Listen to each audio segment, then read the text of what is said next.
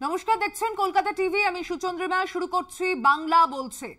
বর্ধমান স্টেশনে জলের ট্যাঙ্কের এক অংশ ভেঙে দুর্ঘটনা।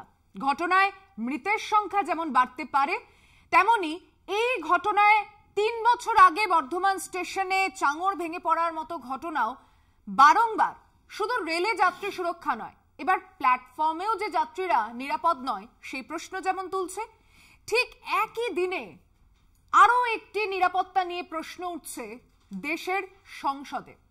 22 বছর আগে এই দিনে সংসদে হানাদারি, আর আজকে সেই দিনে সংসদের নিরাপত্তা বলয় ভেঙে 2 আগন্তুকের কক্ষের ভিতরে হানাদারি শুধু নয়, রঙিন স্প্রে করে সাংসদদের মধ্যে ভীতি প্রদর্শন। কোথাও নিরাপত্তার এই প্রশ্ন দু জায়গায় কমন না হলেও দেশের সুরক্ষা ব্যবস্থা নিয়ে যখন প্রশ্ন ওঠে, সংসদের ভিতরে এই ধরনের ঘটনা নিয়ে নিরাপত্তার ফাঁক কেন হবে, এই প্রশ্ন ওঠা তো স্বাভাবিক। আজ বাংলা বলছে আমরা এই দুটো বিষয়ে নজর রাখবো এবং লোকসভার পাশাপাশি বর্ধমান স্টেশনে ভেঙে পড়া যে জলের ট্যাঙ্ক, তাতে দুর্ঘটনার শিকার হতে হয়েছে যে মানুষজনদের, সেখানে কিন্তু গাফিলতির অভিযোগ উঠছে। কারণ ভেঙে পড়া জলের ট্যাঙ্ক মেরামতির অভাবেই এই দুর্ঘটনা ঘটিয়েছে বলে মত উঠছে যাত্রীদের তরফে। বাংলা বলছে প্যানেলে আজকে যারা উপস্থিত রয়েছেন আমি তাদের সঙ্গে একে একে আলাপ করাবো। আমার সঙ্গে তৃণমূল কংগ্রেসের বক্তা রয়েছেন কৃষাণু মিত্র, স্বাগত জানাচ্ছি আপনাকে। বিজেপির তরফে বক্তা রয়েছেন জ্যোতি চ্যাটার্জি, স্বাগত জানাচ্ছি আপনাকে। কংগ্রেসের তরফে বক্তা রয়েছেন শুভাশিস ভট্টাচার্য, স্বাগত জানাচ্ছি আপনাকে। বামেদের তরফে বক্তা রয়েছেন তীর্থঙ্কর মুখার্জি, স্বাগত জানাচ্ছি আপনাকে। আমি শুরুতেই আজকে আসছি বিজেপির বক্তার কাছে, জ্যোতি দার কাছে। লোকসভার শীতকালীন অধিবেশনের মধ্যে আজ যে ঘটনা ঘটলো, 2001 সালে সংসদে হামলার ঘটনাকে শুধু মনে করালো নয়, এই অনুপ্রবেশকারী বা এই হামলাকারী যাদেরকে বলা যেতেই পারে, সেই 2 আগন্তুকের কাছ থেকে যে অনুমতিপত্র পাওয়া গেছে তা একজন বিজেপি সাংসদের সই করা। কি বক্তব্য? দেখুন, বিষয়টা হচ্ছে যে এরকম ভাবে ভিজিটার্সদের যে পারমিশন, সেটা তো সব সাংসদরাই করে থাকে। এটা বিজেপি, টিএমসি বা সিপিএম বলে নয়, মানে যে কোনো সাংসদ তারা অ্যালাউ করে এবং তারা মানে ভিজিটাররা গিয়ে সেখানে সংসদে দেখে। বিষয়টা হচ্ছে দেখুন, ভুলটা হয়েছে আপনার সিকিউরিটিদের তরফ থেকে, এটা তো ভুল হয়েছে, সেটা তো অস্বীকার করার কোনো জায়গা নেই।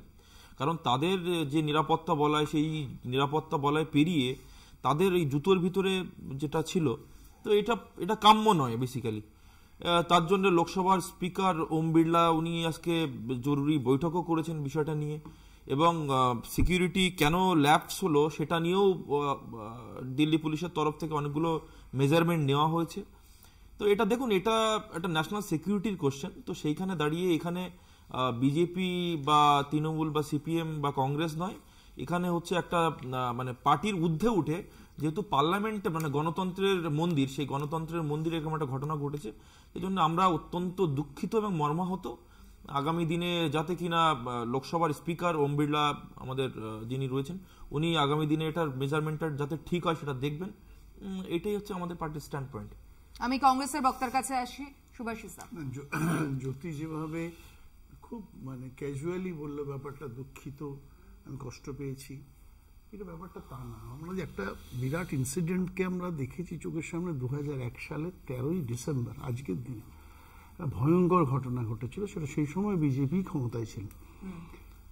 তারপরে মানুষ শিক্ষা নেয়, এক দেশ চালানো শুধু বড় বড় কথা বলা, ভুলভাল কথা বলা, দেশ চালানো এক নয়, দেশ চালানো কঠিন কাজ। ফলে কথার থেকেও কাজে বেশি সিরিয়াস হওয়া উচিত। যা বলছি সেটা প্র্যাকটিস করতে হয়, শুধু প্রিচ করলে হয় না, ভাষণ দিলে হয় না। আমরা দেখেছি সবচেয়ে high security zone, high alert zone, যেখানে প্রধানমন্ত্রী থেকে আরম্ভ করে ডেপুটি মিনিস্টার্সরা থাকে, ক্যাবিনেট মিনিস্টার্সরা থাকে, এবং রাজ্যসভার চেয়ারম্যান যিনি উপরাষ্ট্রপতি তিনি থাকেন, সমস্ত মিলিয়ে টাইট সিকিউরিটি ব্যবস্থা অ্যারেঞ্জমেন্ট করা উচিত। কিন্তু সেটা করেনি। আজকে এটা প্রমাণ হলো চোখে আঙুল দিয়ে যে কোনো মানুষ যে কোনো সময় ওখানে ঢুকে যাকে তাকে হত্যা করতে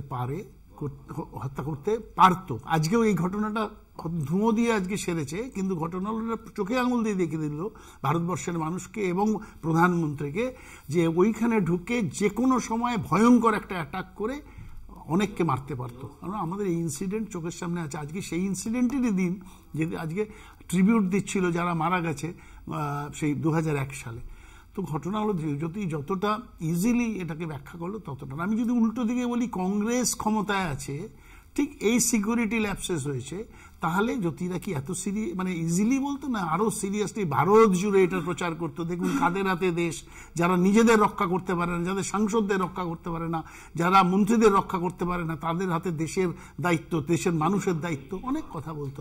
আমরা একটা জিনিস বুঝি, সেটা হলো সিকিউরিটি ল্যাপস হয়েছে, লাকুনা তৈরি হয়েছে, it should be field immediately, এটা নিয়ে ভাবা উচিত। আমি আসছি তৃণমূল কংগ্রেসের বক্তা কৃষাণু মিত্রর কাছে। কৃষাণুদা, দুটো ঘটনায় বিজেপি জমানায় অভিঘাত তুলনায় নগণ্য হলেও কিন্তু নিরাপত্তা নিয়ে একটা প্রশ্ন উঠছে। যে দেশের প্রধানমন্ত্রীর দৈনিক নিরাপত্তার খরচ 1 কোটিরও বেশি, সংসদে এত সংখ্যক জনপ্রতিনিধি, তাদের উপস্থিতিতে এরকম রং বোমা বলা যেতেই পারে ওই হলুদ রঙের স্প্রেকে, কিভাবে দেখছে বিষয়টাকে তৃণমূল কংগ্রেস? না, প্রথম কথা হচ্ছে যে ঘটনাটাকে যত লঘু করে দেখাবার চেষ্টা কেন্দ্রীয়ভাবে বিজেপি করছে এবং এখানে রাজ্য বিজেপি করছে, এটারও সমানভাবে নিন্দা হওয়া উচিত। তার কারণ হচ্ছে, যিনি রেকমেন্ড করেছিলেন এই পাসের জন্য, যিনি সই করেছিলেন, তিনি বিজেপি সাংসদ। এখন ভাবুন তো, সুভাষিস দা বললেন যে যদি ঘটনাটা কংগ্রেসের আমলে হতো, আমি ওই জল্পনাতে যাচ্ছি না, কিন্তু এই জায়গায় যদি কোনো বিরোধী দলের কোনো সাংসদের রেকমেন্ডেড যদি এরকম ভিজিটার এই কাণ্ডটা করতো, তখন বিজেপির অবস্থান কি হতো? আমরা দেখেছি ইতিমধ্যে বিজেপি বিভিন্ন ক্ষেত্রতে সুযোগ না থাকা সত্ত্বেও মিথ্যাচার করে এইভাবে ন্যাশনাল সিকিউরিটি, এইভাবে দেশের সার্বভৌমত্বকে প্রশ্নচিহ্নের মুখে দাঁড় করিয়ে বিভিন্ন সময় বিরোধীদের দিকে প্রশ্ন দাগিয়ে দিয়েছে। আজকে আমরা দেখছি অরুণাচল হোক, লাদাখ হোক, দেশের সীমান্ত হোক, আমাদের দেশের সামরিক বাহিনীর উপর যারা নির্ভরশীল ভুটানের মতো দেশ হোক, কিংবা আমাদের দেশের ডেটা সিকিউরিটি হোক, কিংবা পার্লামেন্ট সিকিউরিটি হোক, সবকিছু বিজেপির আমলে আজকে প্রশ্নচিহ্নের মুখে পড়ে গেছে। শত্রু রাষ্ট্র থেকে চীন থেকে শুরু করে সবাই আমাদের জমি দখল করছে। এখন তো পার্লামেন্টের বুকে দেখিয়ে দেওয়া হচ্ছে শুধু শত্রু রাষ্ট্র না, যে কোনো নাগরিক বিরুদ্ধাচারণ করার জন্য সেখানে সচরাচর। এগুলো কি বলা হয়েছিল? এই নতুন পার্লামেন্ট ভবন, এই সেন্ট্রাল ভিস্টা নিয়ে কি বলা হয়েছিল? বলা হয়েছিল নাকি এটা অত্যাধুনিক ক্যামেরা দিয়ে সিকিউরিটি করা হয়েছে, যেখানে যদি কেউ সিকিউরিটি ব্রিচ করতে চায় তার চোখ রিড করে, তার বডি ল্যাঙ্গুয়েজ রিড করে নাকি এই ক্যামেরাটা তৎক্ষণাৎ সিকিউরিটি যারা ফোর্স আছে তাদেরকে অ্যালার্ট করে দেবে। আজকে দেখলাম এই কোন সিকিউরিটি সিস্টেম সেইগুলো কার্যকরী নয়। অপরদিকে বিজেপি একজন সাংসদ, তিনি রেকমেন্ড করেছিলেন এই ভিজিটারদের। এটাকে লঘুভাবে দেখার কোনো অবকাশ নেই। আমরা জানি বিজেপির মধ্যে গণতন্ত্র নেই, মোদী এবং শাহের স্বৈরতন্ত্রের আজকে নাভিশ্বাস দেশের মানুষের সাথে বিজেপির এক নেতৃত্বের একটা অংশ, তারা হয়তো পার্টির মধ্যে বিরুদ্ধাচারণ করতে পারছেন না, তার জন্য কি সাধারণ মানুষকে লেলিয়ে দিচ্ছেন? আমাদের এটাই বারবার প্রশ্ন। এবং আপনি বললেন বর্ধমানের ঘটনা, বর্ধমানের এর আগেও ঘটনা ঘটেছিল, পাঁচিল পড়ে গেছিল, মানুষ আহত হয়েছিল, আজকে 3 জন মানুষ মৃত, 3 জন মানুষকে মৃত্যুবরণ করতে হয়েছে। বিরতির পর তীর্থঙ্করদার কাছে আসছি। আজকে সংসদের ভিতরের এই ঘটনা নিয়ে নিরাপত্তা রক্ষীরাও পৌঁছতে পারেনি, তার আগেই সাংসদরা তারা ধরে ফেলেছিলেন ওই 2 আগন্তুককে। এর থেকেই প্রমাণিত হচ্ছে আমাদের জনগণের নিরাপত্তা দেওয়া তো দূরের কথা, জনগণের প্রতিনিধিদের নিরাপত্তা দানের ক্ষেত্রে যে বাগাড়ম্বর করা হয়েছিল নূতন সংসদ ভবন তৈরির সময়, যে আমরা বলেছিলাম এই সেন্ট্রাল ভিস্তা প্রকল্পটারই আমরা বিরোধিতা করেছিলাম, কোনো প্রয়োজন ছিল না এত কোটি টাকা খরচ করে সেন্ট্রাল ভিস্তা প্রকল্প করা। আমরা এই ক্ষেত্রে আমরা শুনেছিলাম যে এটা হচ্ছে চূড়ান্ত আধুনিকতা, আধুনিক নিরাপত্তা বলয়ের মধ্যে থাকবে। সেই জায়গায় দাঁড়িয়ে আজকে এই ঘটনা ঘটলো। আর এটা তো ঠিকই, তৃণমূলের কোনো সাংসদ বা কংগ্রেসের কোনো সাংসদ বা সিপিআইএম এর কোনো সাংসদ বা যে কোনো একজন বিরোধী কোনো সাংসদ যদি রেকমেন্ড করতো, পাস দিত, তাহলে তো আজকে তো তার গ্রেপ্তারি তো ইমিডিয়েট গ্রেপ্তারি হতো। প্রথমত হচ্ছে তার গ্রেপ্তারি হতো। এমন অবস্থা চলছে এই আজকে স্বৈরতন্ত্র, অঘোষিত জরুরি অবস্থা কালীন সময়। আর এদের যে ভূমিকা, আমি হতাশ হয়েছি রাজ্য বিজেপির মুখপাত্রের একেবারে দায়সারা ধরনের বক্তব্যের জন্য। আমরা তীব্র নিন্দা করছি এবং অবিলম্বে দোষীকে ধরে উপযুক্ত শাস্তি দেওয়া এবং দোষীকে ধরা মানে হচ্ছে যিনি পাস ইস্যু করেছিলেন তাকেও জিজ্ঞাসা ইন্টারোগেট করা উচিত বলে আমরা মনে করি। আমি আসছি পরে ভাগে আলোচনায় আসবো, একটা ছোট্ট বিরতি নিয়ে ফিরছি এক্ষুনি। বাংলা বলছেতে দুটি বিষয়ের দিকে নজর রেখেছি, এরপরে বিষয়ে নজর আসবে। বর্ধমানের ঘটনা নিয়েও কিন্তু আজকে সুরক্ষা ব্যবস্থায় একটা বড় ফাঁক রয়েছে এবং সেই গাফিলতির অভিযোগ সামনে আসছে যাত্রীদের মুখ থেকে। ফিরছি বাংলা বলছেতে বিরতির পর, সঙ্গে থাকবেন। ফিরে এলাম বিরতির পর। দেখছেন বাংলা বলছে, আমি সুচন্দ্রিমা রয়েছি আপনার সঙ্গে। সংসদের বিষয়টার পাশাপাশি আজ আমরা কিন্তু বর্ধমানে দুর্ঘটনার দিকটাতেও নজর রাখছি। কিভাবে প্ল্যাটফর্মে দাঁড়িয়ে থাকা যাত্রীরাও নিরাপদ নয়। আজকে এই বর্ধমানের ঘটনা 3 বছর আগে 4 ডিসেম্বর এভাবেই চাঙড় ভেঙে পড়ার ঘটনাকে মনে করিয়ে দিল। যারা যাত্রী তারা অপেক্ষা করছিলেন এবং দুটি প্ল্যাটফর্মের মাঝে জলের ট্যাঙ্কের একটা অংশ হঠাৎই ভেঙে পড়ে। হঠাৎ বলা ভুল হবে, কারণ কয়েকদিন ধরে এই ট্যাঙ্ক থেকে জল চুইয়ে পড়ার অভিযোগ এসেছে। তার মানে মেরামতির অভাব, নজর দেওয়া হয়নি। কেন প্ল্যাটফর্মের এই অবস্থায় স্বাস্থ্য পরীক্ষাটা জরুরি নয়? রেলের সুরক্ষা ব্যবস্থা নিয়ে আমি আবারও এই প্যানেলের কাছে শুরু করছি জ্যোতিকে দিয়েই। বিষয়টা হচ্ছে দেখুন, মানে যে ঘটনা ঘটেছে আবার বলছি, মানে ওই ঘটনার মতোই খুব দুর্ভাগ্যজনক ঘটনা। দেখুন, অমৃত ভারত স্টেশনের আওতায় এই বর্ধমান স্টেশনটিও পড়ে। মোদিজি প্রচুর টাকা দিচ্ছেন এই স্টেশনগুলোতে মানে মডার্নাইজেশনের জন্য, কিন্তু মানে আধিকারিক স্তরে একটা যে মানে ফেলিয়ার হচ্ছে সেটা তো আমরা বুঝতে পারছি। রেলের তরফ থেকে স্টেটমেন্ট সম্ভবত দেওয়া হয়েছে, রেল তো বলে দিয়েছে স্ট্রিক্টলি যে এটা তদন্ত হবে এবং যেসব আধিকারিক এর সঙ্গে জড়িত তাদেরকে ব্যবস্থা গ্রহণ করা হবে। কারণ আমরা জনগণের করের টাকা, সেই করের টাকা কোনোভাবেই যাতে এরকম ভাবে ব্যয় না হয় সেটা মানে সেটা দেখতে ভারতীয় জনতা পার্টি সরকার কিন্তু বদ্ধপরিকর। এই জন্য মানে strong action to be taken, মানে এর সাথে কোনো কম্প্রোমাইজ নয়, আর এর সাথে কোনো রাজনীতিও নয় ইনফ্যাক্ট। কারণ এর আগে দেখুন, মানে যখনই এরকম ঘটনা ঘটে আমার মনে হয় যে মানে এই বিষয়টার সাথে মানে যতটা না রাজনৈতিক হয় তার থেকে বেশি প্রশাসনিক লেভেল থেকে একটা গাফিলতির থাকে, যেটা রেলের ক্ষেত্রে রেলের তরফ থেকে স্টেটমেন্ট এসেছে। সুতরাং মানে তাদের বিরুদ্ধে ব্যবস্থা নেওয়া শুধু সময়ের অপেক্ষা। বেশ আশাবাদী আমরা, দেখা যাক। কৃষ্ণদা, মানে আমি আর কি বলবো, আর কিছু বলার থাকছে না।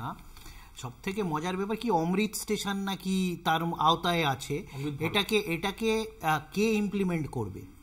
এটা তো রাজ্য সরকার নেই, এখানে তো বলে দেওয়া যাবে না এত টাকা দিয়ে দিয়েছে তারপরে হাত তুলে নিলাম। রাজ্য প্রশাসন টাকা নয় ছয় করেছে। ডিসবার্সিং অথরিটি সেন্ট্রাল গভর্নমেন্ট, সেটাকে ইমপ্লিমেন্টিং অথরিটি সেন্ট্রাল গভর্নমেন্ট, এবার খতিয়ানও দিতে হবে সেন্ট্রাল গভর্নমেন্টকে।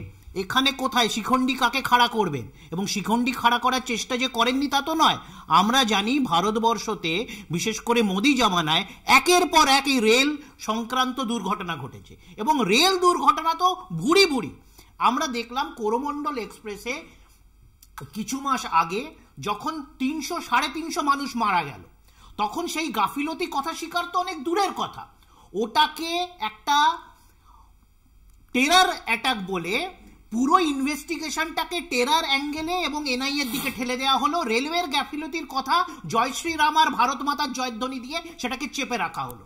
তারপরে রেলের তদন্ততে তার মাসখানেক বা মাস দেড়েক পরে সেটা উঠে এলো চূড়ান্ত রেলের গাফিলতি। রেলের একের পর এক স্তরে গাফিলতির তথ্য রেলের তদন্ততে উঠে এলো। কি ব্যবস্থা নিল? এতদিন অবধি সেই 350 প্রাণ, 350 মানুষের হত্যা, এটা তো শুধু মৃত্যু নয়, এটা হত্যা। সেই হত্যার তদন্ত কি হলো? কতজনকে আপনি দোষী সাব্যস্ত করলেন? কি ব্যবস্থা নিলেন? কিচ্ছু না। শুধুমাত্র মোদিজির, আমাদের করের টাকায় মোদিজি আর বিজেপির ব্র্যান্ডিং হচ্ছে, আর টাকা নয় ছয়। কোথাও তৃণমূল দেখিয়ে দিচ্ছে, কোথাও কংগ্রেসের কোন সাংসদের 300 কোটি টাকা দেখিয়ে দিচ্ছে, এবং বিজেপি এই সব দেখানোর মারফত রেলের টাকা হোক, কেন্দ্র সরকারের টাকা হোক, ডিফেন্সের টাকা হোক, হাজার হাজার লক্ষ লক্ষ কোটি টাকা পকেটস্থ করছে।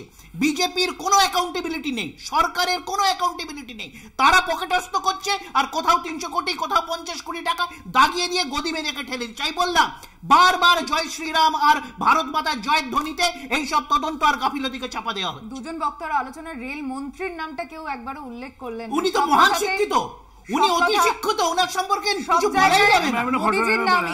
আমি একটু বলি, সেটা হলো যখন করমণ্ডল এক্সপ্রেস বালাসরে অ্যাক্সিডেন্ট করলো, তখন কিছুক্ষণ আগে জ্যোতি বলছিল যে এটার মধ্যে রাজনীতি খুঁজবেন না, এটার মধ্যে রাজনীতি করবেনও না। কিন্তু আমরা দেখেছিলাম করমণ্ডল এক্সপ্রেস যখন অ্যাক্সিডেন্ট হলো এবং যখন উদ্ধার কার্য চলছে, তখন অশ্বিনী বৈষ্ণব, যিনি রেল মিনিস্টার, তার গাফিলতিকে, তার রেলমন্ত্রীত্বে এইরকম 350টা অ্যাক্সিডেন্ট হয়েছে 22 থেকে 23-এর মধ্যে, এই ঘটনাটাকে চাপা দেওয়ার জন্য পুরো বিজেপির ট্রোল বাহিনী যারা মানে হোয়াটসঅ্যাপে আছে বা বিভিন্ন জায়গায় আছে, অশ্বিনী বৈষ্ণব কতটা শিক্ষিত সেটা দেখানো শুরু করে দিল সারা ভারতবর্ষ জুড়ে। এখন ঘটনা যেটা হচ্ছে না, মূলে যেতে হবে, সমস্যার মূলে যেতে হবে। সেটা হলো যে জয় শ্রীরাম তো করবে, আমি জানি এটা বিজেপির একটা মোটামুটি এজেন্ডা, কিন্তু আসল কথাটা হলো ইনফ্রাস্ট্রাকচারে মন দেওয়া উচিত। 2,50,000 ভ্যাকেন্সি খালি আছে। যারা লেভেল ক্রসিং দেখে তারা যেমন মানে ম্যান্ড আর কি লেভেল ক্রসিং, সেখানে লোক কম, সারা ভারতবর্ষ জুড়ে অপ্রতুল লোক। হ্যাঁ, আপনি যদি ট্রেনে যান বা যদি টিকিট কাউন্টারে যান দেখবেন একটা টিকিট কাউন্টার রয়েছে খোলা, 5টা বন্ধ, লোক নিচ্ছে না।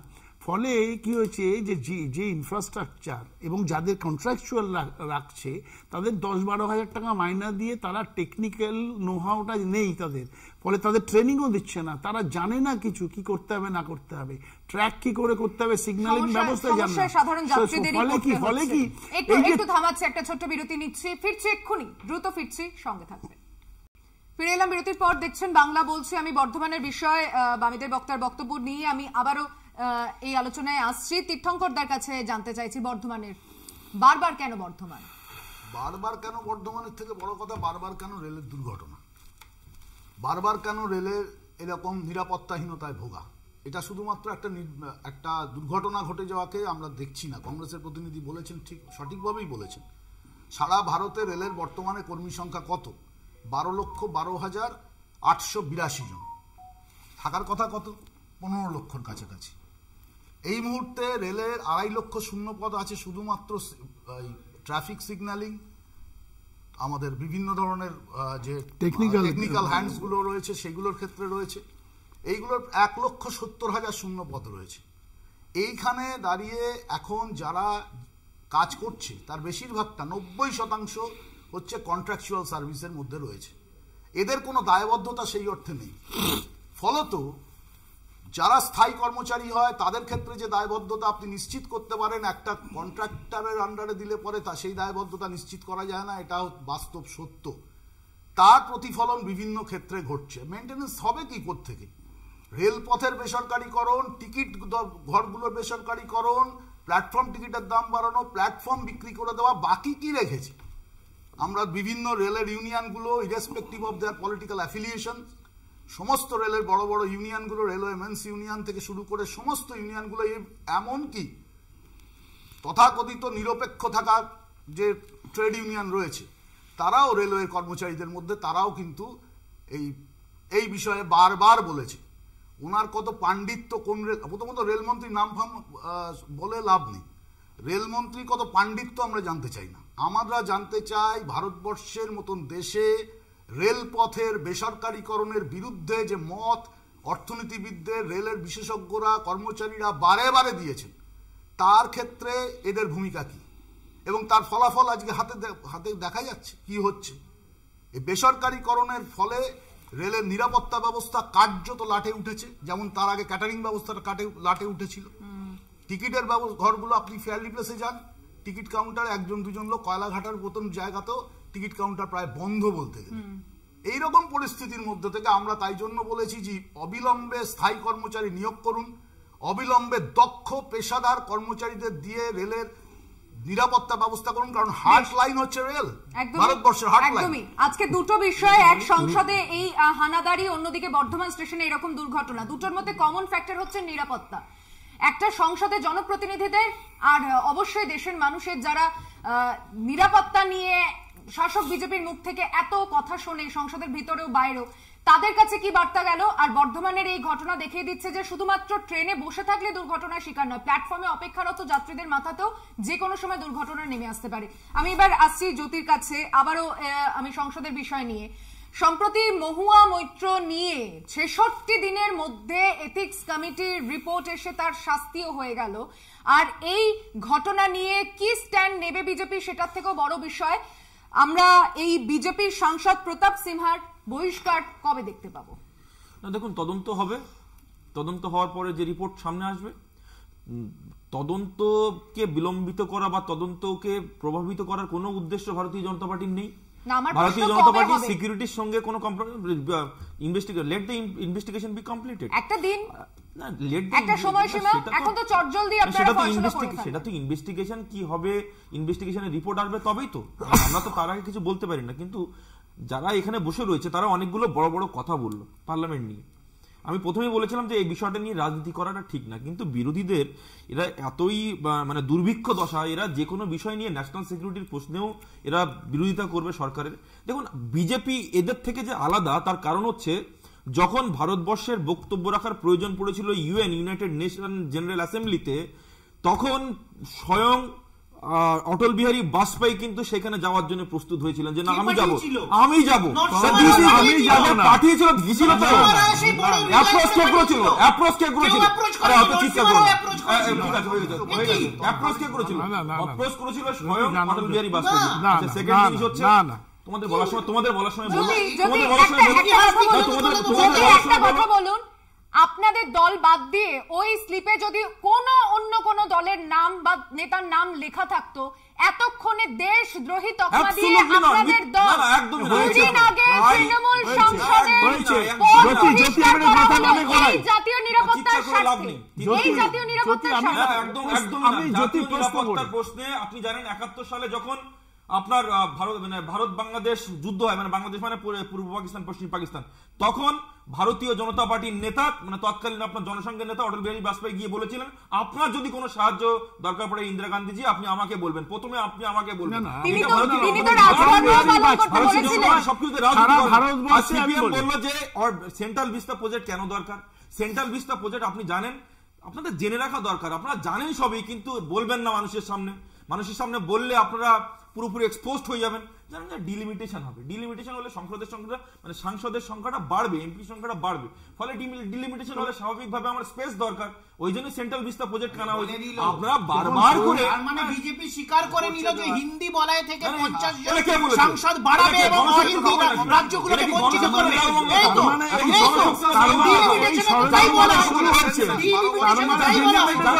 একদম 100 বার আমরা জানি ডিলিমিটেশন ভারতকে হিন্দি হিন্দুত্বের পরিণত করা। আমি 100 বার এটাই তো ঘোষিত এজেন্ডা। জ্যোতি ও বলছে, তুমি বলছো বলেও বলছে, তুমি সেইটাকে ডিলিমিটেশন অটল বিহারী বলেছো যে ডিলিমিটেশন হবে, সেন্ট্রাল ভিস্টা হয়েছে। কোন সময় সেন্ট্রাল ভিস্টা হয়েছে? যখন কোভিড চলছে, ভারতের মানুষের আমি বলে এবার সরি বলে না আফজাল গুরু, যে আফজাল গুরু অ্যাকিউজ না, সে হচ্ছে গিল্টি কিসের জন্য? পার্লামেন্টে হামলার জন্য। আর আফজাল হামে শর্মিন্দা হে তেরে ফাঁসি দিয়েছে, কুমার ফাঁসি দিয়েছে, তারা বড় বড় কথা বলে, রাজনীতি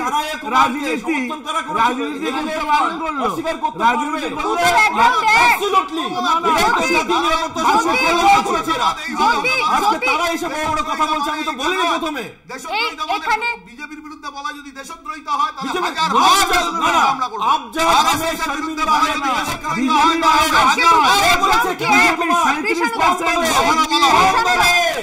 কংগ্রেসের দলে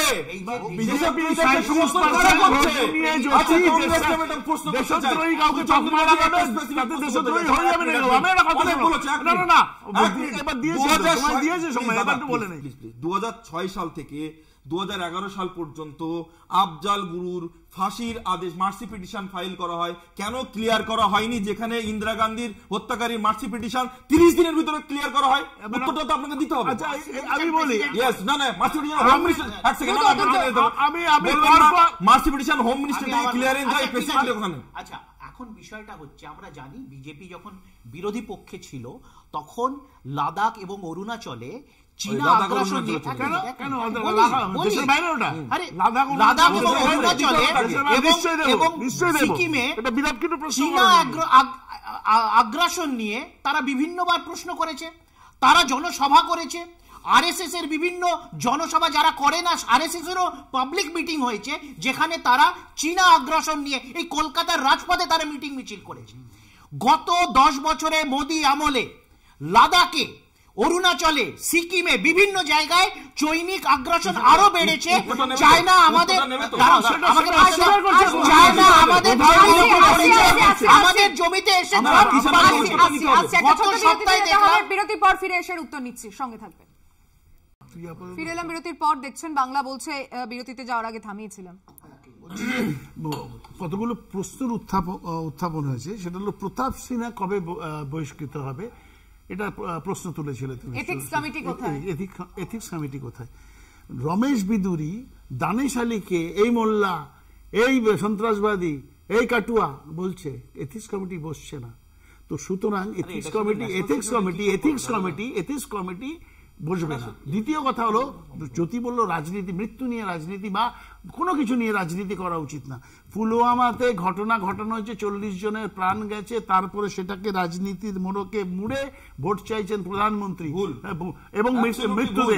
এবং কোরমন্ডল এক্সপ্রেস যখন কিনা মারা যাচ্ছে, লাশ শুয়ে রয়েছে, তখনও লাশ তখন হচ্ছে তুলছে ট্রেনে করে বিভিন্ন জায়গায়, মানে তুলছে লাশ, তখন অশ্বিনী বৈষ্ণব বলছেন জয় শ্রীরাম, জয় শ্রীরাম, মানে লাশের সামনে জয় শ্রীরাম করছে। মানে রাজনীতিটা বিজেপি কিভাবে করায়ত্ত করছে, মানুষের মধ্যে ঢোকাচ্ছে। এখন সেই বিজেপির প্রতিনিধি বলছেন যে রাজনীতি করবেন না সবটা নিয়ে।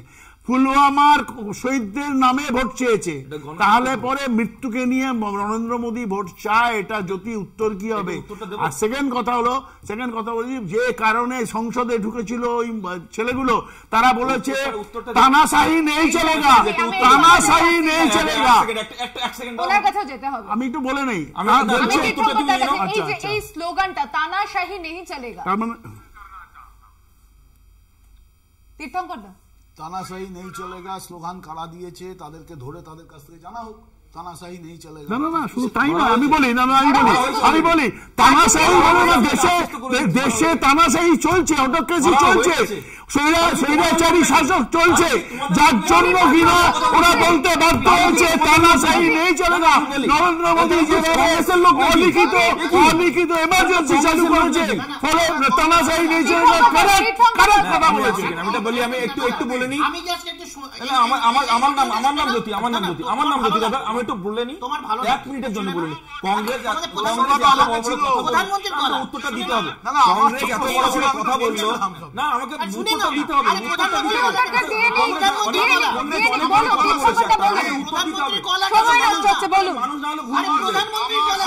মানুষ ভুল বুঝে। 1 সেকেন্ড কৃষ্ণ, একটু শুনিও, তুমি শুনিও আমার বক্তব্য।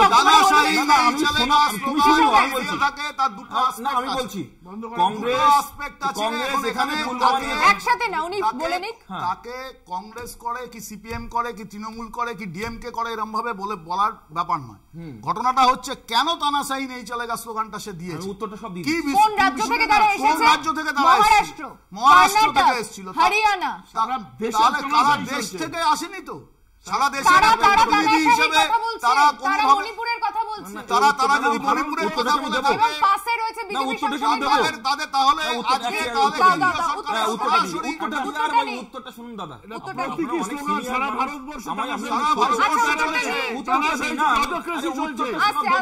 কংগ্রেস সবসময় যদি এরকম চিৎকার চিল্লামিল্লি করে, দেখুন এই যে টাটাদা একটু আগে এত কথা বললো, সিনিয়র মানুষ, আমরা অনেকে সম্মান করি, কিন্তু টাটাদা আপনি একটা কথা বলুন তো, যখন মানে বালাকোটের এয়ার স্ট্রাইক হলো, মিলিটারি ইন্টেলিজেন্স মানে director general of military intelligence উনি প্রেস কনফারেন্স করে বললেন যে আমরা বালাকোটে এয়ার স্ট্রাইক করেছি। প্রমাণ কারা চাইলেন? প্রমাণ তো আপনারা চেয়েছেন। আপনারা মিলিটারিকে বিশ্বাস করেন না, মুখ্যমন্ত্রী মমতা বন্দ্যোপাধ্যায়কে বিশ্বাস করেন না, আপনারা তো মিলিটারিকে বিশ্বাস করেন না, দেশের মিলিটারিকে বিশ্বাস করবেন না। আরে মোদির বিরোধিতা করুন, 100 বার মোদিজির বিরোধিতা করুন, মোদিজির বিরোধিতা করতে গিয়ে আপনারা দেশের বিরোধিতা কেন করছেন? মোদিজির বিরোধিতা করতে গিয়ে আপনারা দেশের বিরোধিতা কেন করছেন? দেশের বিরোধিতা করবেন না দাদা, দয়া করে করবেন না, দয়া করে দেশের বিরোধিতা করবেন না। আর্মিকে আপনারা প্রশ্ন করছেন, আর্মিকে প্রশ্ন করছেন, আর মোদিকে বিজেপির নেতা বলছেন। আমি এটা শুনি একটা বিরতিতে যাব, যে বক্তব্যটা শোনাচ্ছিলেন আপনি।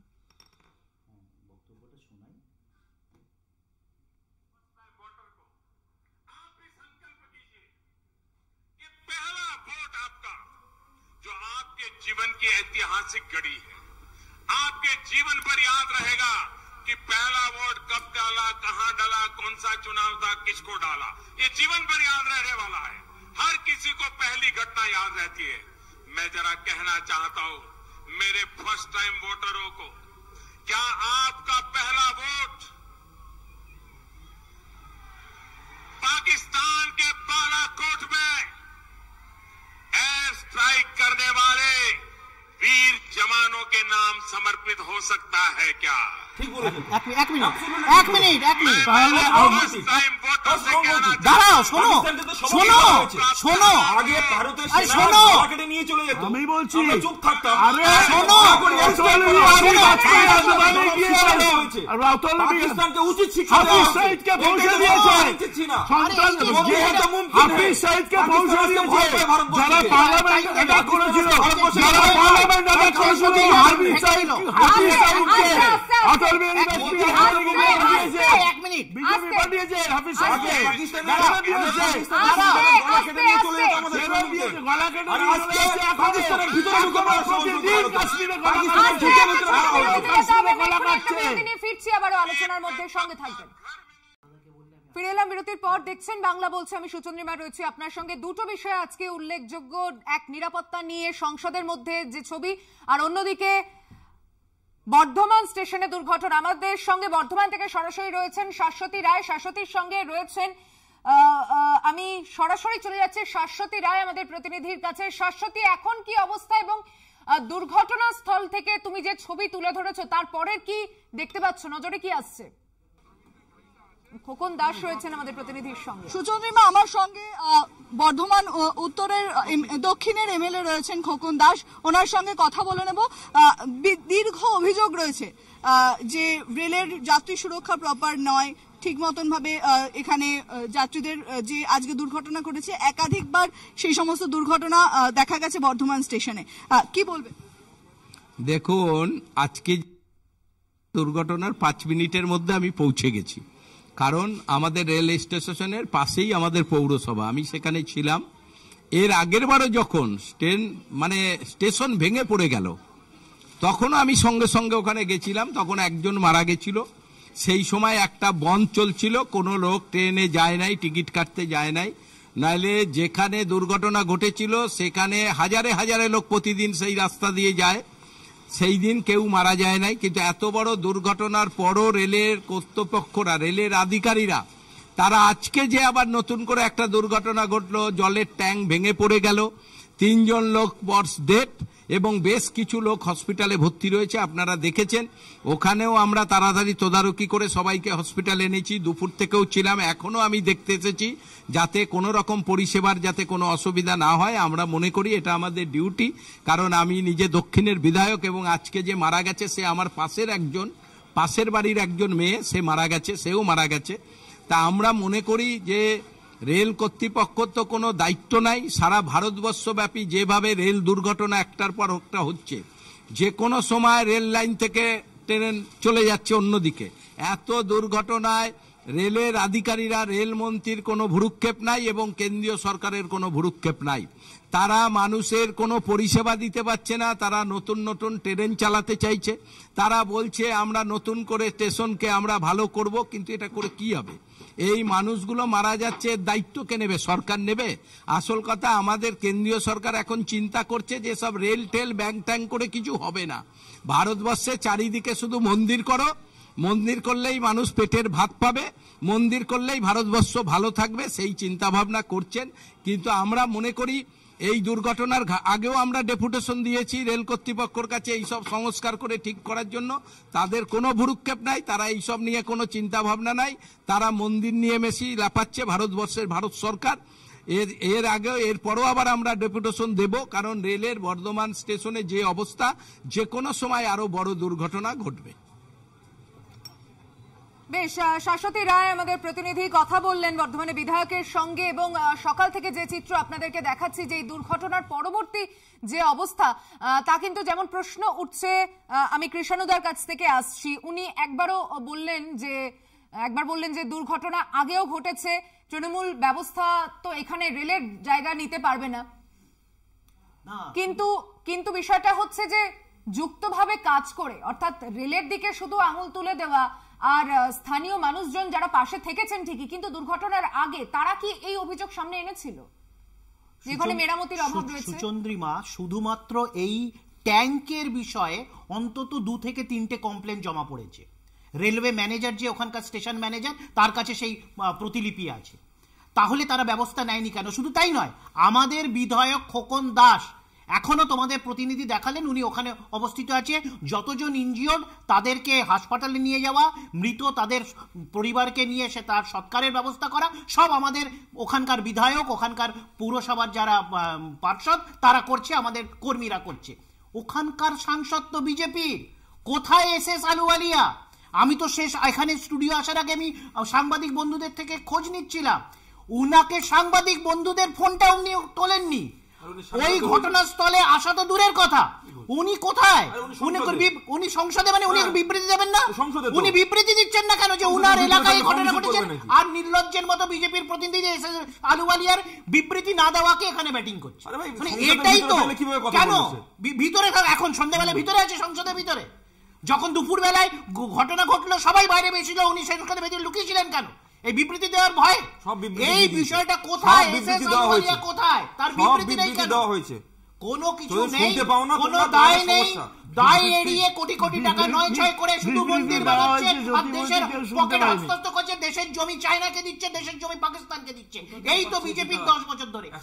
শুধুমাত্র চায়নার জমি আগ্রাসনের বিরুদ্ধে বিজেপি 2014 আগে কটা মিছিল করেছিল, আরএসএস কটা মিছিল করেছিল, এখন কটা মিছিল? যাত্রী সুরক্ষাটা বারবার প্রশ্নের মুখে পড়ছে, প্রায়োরিটিটা কোথায়? চায়না ঢুকছে বলে ঢুকে নিয়ে একটা কথা বললো, যেটা মানে এটা অত্যন্ত গুরুগম্ভীর বিষয়। বললো যে চায়না নাকি জমি নিয়ে নিচ্ছে, একদম ডাহা মিথ্যা কথা। বিজেপির বিধায়ক বলেছে, কথা বললে সত্য এস্টাবলিশ হয়ে যাবে না। কংগ্রেস সরকার ছিল তখন 3 ফিঙ্গার, যেটা প্যাংগং সো লেক, ওই প্যাংগং সো লেকের ভিতরে 3 ফিঙ্গার ভারতের ভিতরে ছিল, আজকে 5 ফিঙ্গার ভারতের ভিতরে। এটা কার জন্য? নরেন্দ্র দামোদর দাস মোদির জন্য।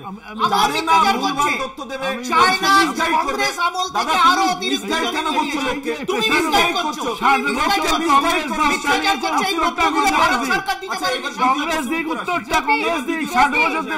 সংসদের ভিতরে দাঁড়িয়ে স্বরাষ্ট্রমন্ত্রী অমিত শাহ পিও কে নিয়ে যে তথ্য দিয়েছেন, যা যে কতটা মিথ্যে এটা গুগল ঘেটেও বলতে হবে না। এটা সম্প্রতি অবশ্যই সেটা বিষয় হলে আমি নিশ্চয়ই আসবো। তুমি আগে বর্তমানে বিষয়টা নিয়ে এসেছো। কোন তথ্য Prime Minister and the Home Minister both are telling lies. মিথ্যা তথ্য দিয়েছে,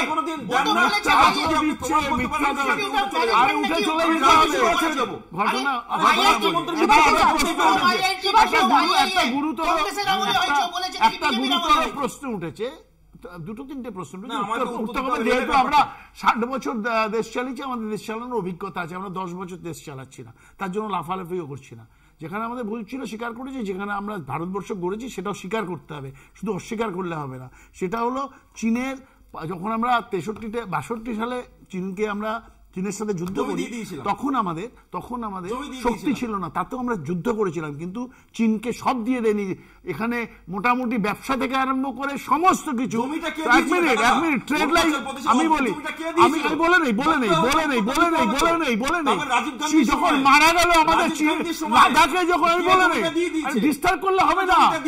যখন মারা গেল নরেন্দ্র মোদী বলছে সৈন্য মারা যায়নি, চীন ঢোকেনি, মারা যায়নি। আমরা তো জওয়াহরলাল নেহরু চীনকে অ্যাটাক করেছিল, শুধু মুখে মুখে বলেনি। আজকে বিশ্বগুরু ভয়ের ঠেলায় কাঁপছে চীনকে দেখে, ভয়ের ঠেলায় কাঁপছে, বলছে না চীন ঢোকেনি, অথচ আমাদের 10 জন সৈন্যকে মেরে দিয়েছে লাদাখে। সুতরাং এই কথাগুলো, এবং প্যাংগনে ব্রিজ করেছে, যে কথাটা আসলে বলছি যে যখন অটল বিহারী বাজপেয়ী প্রধানমন্ত্রী ছিলেন, তোমাকে মনে করি, আমি বলে নেই কমিউনিস্ট পার্টির সঙ্গে গিয়ে যে মিটিংটা করেছিল, কি মিটিংটা ছিল দাদা একটু বলবেন? আমি একটা কথা বলবো, কিছু মনে করো না। তুমি তাহলে উত্তর দাও যে আদবানিজি হাফিজ সঈদকে ছেড়ে নিয়ে এসেছিল পার্টির সঙ্গে সন্ত্রাসবাদীকে সেটা কি জন্য বলো? উত্তরটা দিতে হবে। একটা দলের নেতা সে চীনে যেতে পারে না? যে চীনের সাথে ব্যবসা করছে তুমি, যে চীনের সাথে বল্লভভাই প্যাটেলের মূর্তি পর্যন্ত চীন থেকে আসছে, চীনের সাথে করছো তুমি, চীনের সাথে হাজার হাজার কোটি টাকার ব্যবসা করছো এখানে, কিসের জন্য? আমি একটু ক্যামেরা বল, আমি এই যে আপনি দেখান, আমি তীর্থঙ্করদার কাছে আসছি। এত বলাবাজি করছে, মিথ্যাচার করছে, ডাহা মিথ্যে বিজেপি। হ্যাঁ, এবং এইখানে বলি বিজেপির সাংসদ সংসদ ভবনে সংসদের পটলে দাঁড়িয়ে তাপির গাঁও, বিজেপির সাংসদ তাপির গাঁও, তিনি অভিযোগ করছেন চায়না নতুন করে 50 থেকে 60 কিলোমিটার মোদির আমলে ভেতরে ঢুকে এসছে। বিজেপির এমপি বলছে তাপির গাঁও, বিজেপির এমপি বলছে, বিজেপির এমপি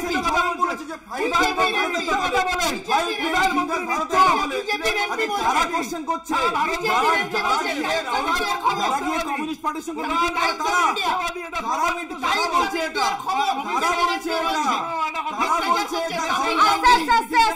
আস্তে আস্তে চাইনিজ কমিউনিস্ট পার্টি কি আন্ডারস্ট্যান্ডিং দেখাবো সীতারাম একটা দেশের নেতা, একটা বিরোধী দলের নেতা যেখানে খুশি যাবে। আজকে একটা গুরুত্বপূর্ণ দিন, আজকে একটা গুরুত্বপূর্ণ দিন। সংসদে 22 বছর আগে একটা উল্লেখযোগ্য যে হানাদারির ঘটনা ঘটেছিল তার নিরাপত্তা নিয়ে প্রশ্ন তুলেছিল, আর আজকে বর্তমানের এই যাত্রী, দুটো বিষয়।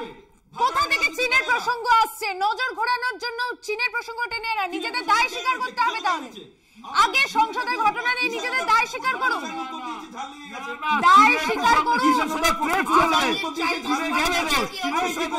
ট্রেড চলবে, চীনের সঙ্গে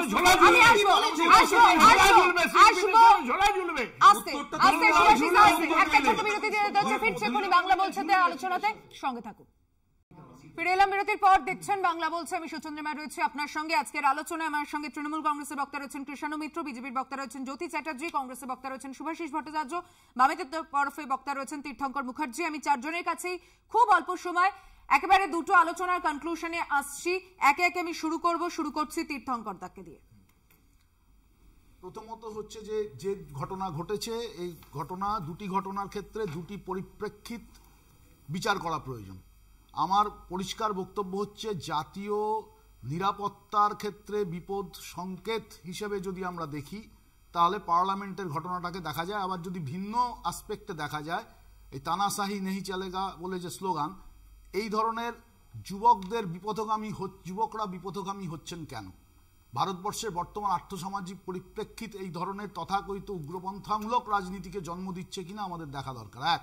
2 নম্বর হচ্ছে বর্ধমানে যে ঘটনা ঘটেছে এটা সম্পূর্ণভাবে রেল ব্যবস্থাকে ক্রমাগত বেসরকারীকরণ করে দেওয়া, রেলের পেশাদারি দক্ষতাকে সাথে আপোষ করা, বেসরকারীকরণের মধ্য দিয়ে রেলের যে উপযুক্ত দক্ষ কর্মীদের নিয়োগের যে ব্যবস্থা তাকে বন্ধ করে দিয়ে সম্পূর্ণভাবে অপেশাদারিত্বের অবস্থায় নিয়ে যাওয়া, তার ফলশ্রুতি জনগণের জীবনহানি, ফলশ্রুতি দেশের সম্পদের নষ্ট হওয়া এবং রেলের ব্যবস্থাকে ক্রমাগতভাবে ধ্বংসের দিকে নিয়ে যাওয়া, ভারতবর্ষের হার্টলাইনকে ধ্বংস করে দেওয়ার দিকে যাচ্ছে বলে আমার মনে হয়েছে। দুটো ক্ষেত্রেই এই নিরাপত্তামূলক অবস্থান ঠিকই, কিন্তু দুটো ক্ষেত্রে দুটো আসপেক্ট আলাদাভাবে আমাদের বিচার করতে হবে। অভিঘাত তুলনার বিষয় নয়, কিন্তু বিষয়টা এটাও, এই যে যারা ধরা পড়েছে তারা কারা, তাদের ব্যাকগ্রাউন্ড কি, আর 2001 সালে যারা ঘটনা ঘটেছিল তাদের ব্যাকগ্রাউন্ড কি? আজকে সাগর না হয়ে যদি নামটা সাব্বির হতো এতক্ষণে তাহলে কি ফলাফল আসতো?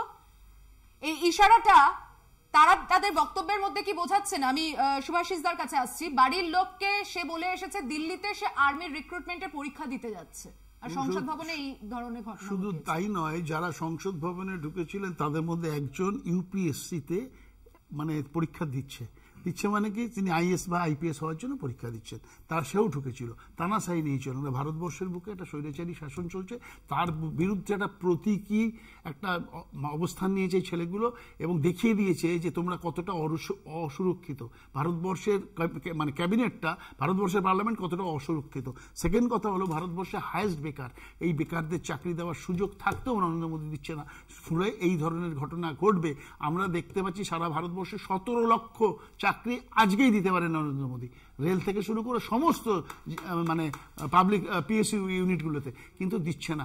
ফলে কি হয়েছে, মানুষের মধ্যে হতাশা তৈরি হচ্ছে, ভারতবর্ষে বেকার তৈরি হচ্ছে। ভারতবর্ষে শুধু নরেন্দ্র মোদী তার শাসন রাখবে বলে হিটলারের মতন যে অর্ধেক পেটা রাখো, তাহলে অন্য কিছু চাইবে না, খাওয়ার জন্য খুঁজবে, খাবার শুধু মানে ওই ওই যে ডোল দিচ্ছে 80 কোটি মানুষকে, ওটার জন্য তাকিয়ে থাকবে। ফলে দেখতে পাচ্ছি ভারতবর্ষের বুকে একটা ইনসার্জেন্সি তৈরি হচ্ছে ঘরে ঘরে এবং একটা গৃহযুদ্ধের পরিস্থিতি তৈরি করেছে নরেন্দ্র মোদী।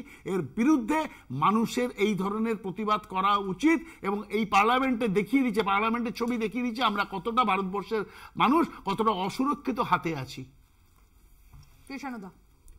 শুধু তাই নয়, আমি এখানে বলে রাখি যে গুরুত্বপূর্ণ বিষয় হচ্ছে মানুষের প্রতিবাদ বা কেন্দ্র সরকারের গাফিলতি এবং কেন্দ্র সরকারের যেখানে যেখানে ফেল করছে তার আলোচনার জায়গাটাও এই সরকার গলা টিপে রোধ করে যাচ্ছে। তার কারণ হচ্ছে মিডিয়া একটা বড় সেকশনে গদি মিডিয়াতে পরিণত হচ্ছে, তার আলোচনা করবে না। তার জ্বলন্ত উদাহরণ হচ্ছে করমণ্ডল এক্সপ্রেসের দুর্ঘটনা, 350 লোক মারা গেল, তার তদন্ত নিয়ে কোনো আলোচনা হলো না। রেলওয়ে তদন্ত করে বার করলো ভুরি ভুরি গাফিলতি রেলওয়ে ডিপার্টমেন্টের বিভিন্ন স্তরে, কিন্তু তার কোনো আলোচনা হলো না। মানুষ নিজেদেরকে শুধুমাত্র অসুরক্ষিত মনে করছে না, মানুষ নিজের কণ্ঠ রোধ বারবার অনুভূত করছে। তার জন্য আজকে বিভিন্নভাবে মানুষ এইভাবে যাচ্ছে। কিন্তু এখানে আসে পার্লামেন্টের সিকিউরিটির দায়িত্ব কার ছিল, কারা দাবি করেছিল, কারা এই জুমলা দিয়েছিল যে পার্লামেন্ট আরো বেশি সুরক্ষিত করা হয়েছে? মানুষ বিশ্বাস করেছিল, মিডিয়া তদন্ত করেনি। কিন্তু মানুষ বিশ্বাস যদি করে থাকে, সেই পরিণতি আজ হলো যে পার্লামেন্ট সুরক্ষিত নয়, এটা আমরা চোখে দেখলাম। এবং যার দায়িত্ব ছিল তারা দায়িত্ব নিয়ে পদত্যাগটা কবে করবেন? তাদের বিরুদ্ধে পদত্যাগ না করলে শাস্তিমূলক ব্যবস্থাটা কবে হবে? যারা মাপকাঠি ঠিক করেছিলেন যে চায়নার অ্যাগ্রাসন কংগ্রেসকে ভোট দিতে হবে না, তারা আজকে চাইনিজ অ্যাগ্রাসনের সঠিক সংবাদটাকে চেপে রাখছে। তাদের এমপিরা বলছে, তাপিরগাঁও বলছে চায়না আগ্রাসন করেছে, বিজেপি গলাবাজি করে বলছে না মিথ্যে। আমি তথ্য নিয়ে কথা বলবো। সিপিএম এর দাদা বললেন যে 12 লক্ষ টোটাল হচ্ছে আপনার রেলওয়ে এমপ্লয়ি। এখন আপনাকে জানিয়ে রাখি দাদা, 2014 সালের আগে যখন মোদী ক্ষমতা আসলো তখন হচ্ছে 5 লক্ষ কর্মচারী ছিল, 7 লক্ষ কর্মচারী রিক্রুটমেন্ট দিয়েছে মোদী সরকার। চিৎকার করবেন, আমি তো চিৎকার করি, আপনি বললেন যে মুসলমানদের আমাদের কাছে আমরা আবুল একেবারে ভুল তথ্য দিচ্ছি। আপনার আবুল কালাম মোদীর কাছে আসেনি, মোদীর কাছে আসেনি, মোদীর কাছে আসেনি, যেই আডবাণীকে ঘাড় ধাক্কা দিয়ে বার করে দিয়েছে। কথা শোনারই ধৈর্য নেই। দ্বিতীয় বিষয় হচ্ছে আমরা যাকে টেম্পল অফ ডেমোক্রেসি মানি, সেটা হচ্ছে আমাদের সংসদ বা বিধানসভা। সেই বিধানসভা কে ভাঙচুর করেছিল? কে ভাঙচুর করেছিল? দিদি, আপনি তো ভাঙচুর করেছিলেন। আজকে তার প্রতিনিধি এই বড় বড় কথা বলছে, থার্ড ফোর্থ হচ্ছে। আচ্ছা, আরেকটা বড় কথা বললেন, আরেকটা কথা বললেন। আমি বলি 2010 সালে টোটাল হচ্ছে 18 খানা রেল দুর্ঘটনা হয়েছে। আচ্ছা, রাজধানী এক্সপ্রেস 18 খানা, ইয়েস, 350টা রেল এক্ষুনি রেখে দিচ্ছি। 2010 সালে বলছি বিজেপি 2010 সালে প্লিজ সময় অল্প, শেষ করতে হবে। 2010-এ মুখ্যমন্ত্রী তখন ছিলেন রেলমন্ত্রী। আচ্ছা, ওই সময় আপনার একটা রেল ডিরেল্ড হয় কোথায়? পাটনাতে। আমরা বলেছিলাম যে আপনি কি ব্যবস্থা নিয়েছেন? কোন ব্যবস্থা নেওয়া হয়েছিল? উত্তর হচ্ছে বাজেট কাট ছিল, বাজেট কাট ছিল, আমরা ছিল, প্রধানমন্ত্রীর নাম কি? প্রধানমন্ত্রীর নাম কি? প্রধানমন্ত্রীর নাম কি? শোনার ধৈর্য রাখতে হবে। জ্যোতি, 2010 থেকে 2023 আসুন, সেই সময় বন্দে ভারত এক্সপ্রেস চলতো না, প্ল্যাটফর্মের মেরামতি করাটাও কি জরুরি নয়? করমণ্ডল এক্সপ্রেসের ক্ষেত্রে কতজনকে শাস্তি দিয়েছে? বুলেট ট্রেন চালাচ্ছে আর প্ল্যাটফর্মের এই অবস্থা। আমি বলছি করমণ্ডল যে দুর্ঘটনা একটু ঘটে দ্রুত, তাড়াতাড়ি। 7 জনকে সাসপেন্ড করা হয়, কিন্তু ওই সময় সাহিত্যার যে রেল 350 দুর্ঘটনা হয়, লোক মারা গেল। সাহিত্যার রেল দুর্ঘটনায় 2010 সালে কজনকে সাসপেন্ড করা হয়? কজনকে সাসপেন্ড করা হয়? রাজধানী দুর্ঘটনায় কজনকে সাসপেন্ড করা হয়? ধন্যবাদ চারজনকে, ধন্যবাদ দিচ্ছি যারা টেলিভিশনের ওপারে এতক্ষণ আমাদের সঙ্গে অনুষ্ঠানে ছিলেন। বাংলা বলছে আজকে দুটো বিষয় নিয়ে কথা বললাম। আপাতত এখানেই শেষ করছি। অন্যান্য নানান খবরের জন্য দেখতে থাকুন কলকাতা টিভি, রাত দিন 7 দিন।